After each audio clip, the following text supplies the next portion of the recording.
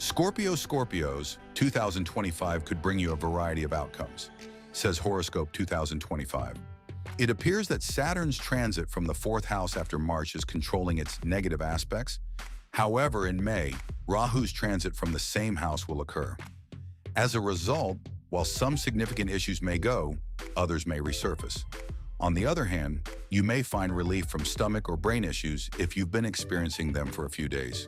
Jupiter's transit appears to be favorably affecting you through the seventh house until mid-May. After that, however, Jupiter's entry into the eighth house will make Jupiter somewhat weaker.